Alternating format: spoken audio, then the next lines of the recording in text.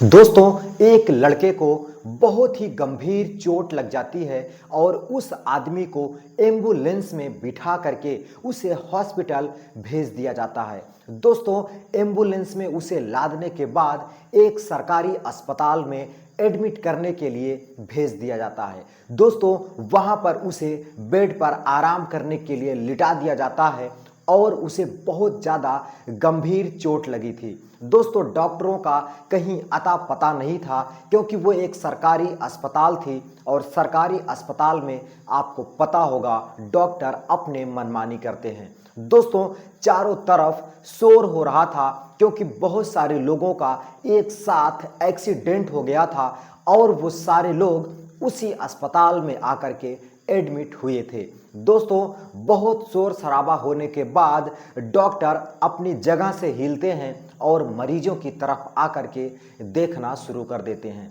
दोस्तों, उसी में एक लड़की थी, वो आकर के एक लड़के का इलाज करने के लिए जैसे ही उसका चादर हटाती है वो चीख उठती है, चिल्ला उठती है। दोस्तों, वो क्यों चीख उठती है और क्यों चिल्ला उठती है और वो लड़का जो उस बेड पर लेटा था क्या वो मर चुका था या फिर उस लड़के का चेहरा देखने के बाद इस लड़की को चीखना चिल्लाना क्यों आने लगा, आगे कहानी में जानते हैं। दोस्तों, कहानी बहुत ही इंटरेस्टिंग है, बहुत ही मज़ेदार है।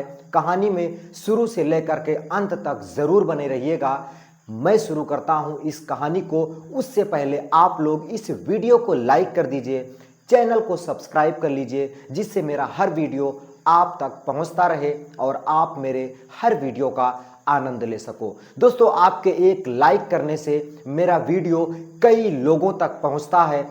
दोस्तों, ये कहानी शुरू होती है प्रयागराज से। दोस्तों, प्रयागराज ज़िले में एक छोटा सा गांव होता है जो कि कपसा नाम बताया जाता है। दोस्तों, इसी गांव में एक लड़का जो अपने माता पिता का इकलौता लड़का होता है और वो गांव में ही रह करके अपनी पढ़ाई कर रहा था और अपनी पढ़ाई को कंप्लीट कर लेता है। दोस्तों, उसके माता पिता काफ़ी बूढ़े हो चुके थे जिस वजह से उस लड़के के ऊपर घर की भी जिम्मेदारी आ चुकी थी। दोस्तों, वो लड़का घर की जिम्मेदारियों में उलझ जाता है और काम धंधा करने लगता है। दोस्तों, गांव में बहुत अच्छा काम नहीं चल रहा था जिस वजह से वह लड़का गांव को छोड़ करके शहर की तरफ रुख कर लेता है। दोस्तों, वो लड़का शहर में जाकर के एक अच्छी जॉब करता है, एक कंपनी में काम करता है और वहाँ से उसे 25 से 30 हज़ार रुपये महीने के सैलरी मिलने लगती है। दोस्तों, वो लड़का उतनी सारी सैलरी में खुश था और बहुत सारा पैसा अपने घर भेजता है और उसके माता पिता यहाँ पे उसका सारा काम करते हैं। दोस्तों, उस लड़के के पास जब वो नहीं कमाता था तो रहने के लिए घर भी नहीं था, लेकिन 2 सालों के भीतर उसके माता पिता एक अच्छा सा 2 कमरा घर बनवा देते हैं और उसका जो काम होता है वो चलने लगता है। दोस्तों, लड़का 2 साल के बाद जब घर आता है तो उसके माता पिता रमेश से कहते हैं कि बेटा रमेश, अब तुम्हारी उम्र हो गई है और तुम पैसे भी कमा रहे हो तो तुम्हारी एक अच्छी सी लड़की देख करके शादी कर दिया जाए। दोस्तों, रमेश कहता है कि ठीक है, जैसे आप लोगों की मर्जी। दोस्तों, रमेश के लिए एक अच्छी सी लड़की जिसका नाम सपना होता है, सपना के साथ शादी कर देते हैं। दोस्तों, सपना पढ़ने में बहुत अच्छी लड़की थी और वो अपनी इंटर की पढ़ाई करने के बाद रमेश के साथ उसकी शादी हो जाती है। दोस्तों, रमेश के घर आने के बाद वो पढ़ने की इच्छा जाहिर करती है तो रमेश कहता है कि बिल्कुल, अगर तुम पढ़ना चाहती हो तो मेरी तरफ से तुम्हें पूरी छूट है, तुम जो भी चाहो वो पढ़ाई कर सकती हो। दोस्तों, सपना कहती है मुझे डॉक्टर बनना है और मैं डॉक्टर की पढ़ाई करना चाहती हूँ। दोस्तों, रमेश रात दिन एक कर देता है और मेहनत करके वो शहर से पैसा भेजता और इधर उसकी बीवी सपना अपनी डॉक्टर की पढ़ाई करने लगती है। दोस्तों, वो डॉक्टर की पढ़ाई करते हुए 3 सालों के भीतर वो इतनी अच्छी थी पढ़ने में कि वो डॉक्टर बन जाती है और एक सरकारी अस्पताल में उसकी ड्यूटी लग जाती है। दोस्तों सरकारी अस्पताल में ड्यूटी लगने के बाद वो बहुत अच्छा पैसा कमाने लगती है और अब रमेश के घर की जो हालत थे वो बिल्कुल सुधर चुके थे। दोस्तों साल भर के भीतर ही रमेश और उसकी पत्नी सपना ने खूब पैसा कमाया और रमेश को बोले कि रमेश अब तुम गांव रहो, शहर जाने की ज़रूरत नहीं है। दोस्तों रमेश ने कहा अगर मैं गांव रहूंगा तो यहाँ पे क्या काम करूंगा, शहर जाता हूँ तो वहाँ से कुछ पैसे कमा लेता हूँ। दोस्तों सपना ने कहा कि तुम गांव में रहोगे तो यहीं भी पैसा कमा पाओगे और उसने कहा कि क्यों ना जो पैसे हम लोगों ने इकट्ठा कर रखा है उससे तुम एक गाड़ी ले लो और उसी गाड़ी से यहाँ पे तुम अपना भाड़ा ढोना, भाड़े का काम करना, जहाँ से अच्छा पैसा कमा सकते हो। दोस्तों रमेश के भी समझ में आता है कि बात तो ठीक है, पैसा ही कमाना है तो क्यों ना घर में गांव में रह करके कमाया जाए। दोस्तों फिर क्या वो सारी जमा पूंजी जा करके एक बढ़िया सा डाला गाड़ी ले लेता है। दोस्तों ब्लोरो कंपनी की वो पिकअप ले लेता है और उसी पिकअप से भाड़े ढोने का काम करने लगता है। दोस्तों वो भाड़े ढो रहा था और उसकी बीवी अपना डॉक्टरी की पढ़ाई करने के बाद जॉब कर रही थी। दोस्तों दोनों पैसे कमा रहे थे, लेकिन इधर रमेश जो अष्टमी होता है, कृष्ण जन्म अष्टमी पर भाड़ा ढोने के लिए वो मनगढ़ धाम जाने की तैयारी कर लेता है। दोस्तों मनगढ़ धाम जाने की वो गांव में खबर कर देता है कि जिनको जिनको भी चलना हो मेरी पिकअप जाएगी, जो भी किराया मिल बांट करके आएगा वो देना होगा और सब लोग मनगढ़ धाम चलते हैं।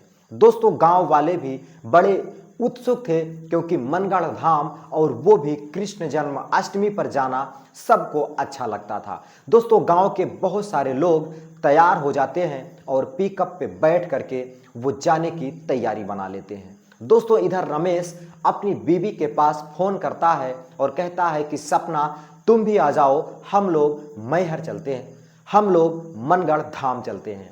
दोस्तों सपना कहती है कि अभी बहुत सारा काम है, मुझे हॉस्पिटल से छुट्टी भी नहीं मिलेगी, ऐसा करो आप चले जाओ, मैं फिर कभी बाद में आ जाऊंगी। दोस्तों रमेश उसे बहुत बार कहता है लेकिन सपना हर बार मना कर देती है। दोस्तों बस इसी बात को लेकर के सपना और रमेश में अनबन हो जाती है और दोनों का बोलचाल बंद हो जाता है। दोस्तों सपना भी फ़ोन नहीं करती और रमेश भी सपना के पास फ़ोन नहीं करता और कहता कि तुम्हें अपनी नौकरी पर घमंड हो गया है, इसीलिए तुम मेरी कोई भी बात नहीं मानती हो।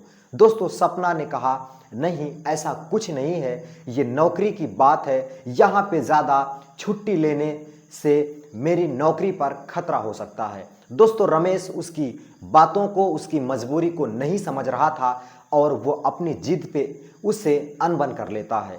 दोस्तों इधर रमेश पिकअप ले जाकर के मनगढ़ धाम में सारे लोगों को दर्शन करवाता है और दर्शन करवाने के बाद रात को 2 बजे वो लोग वहां से पिकअप लेते हैं और गांव की तरफ चल देते हैं।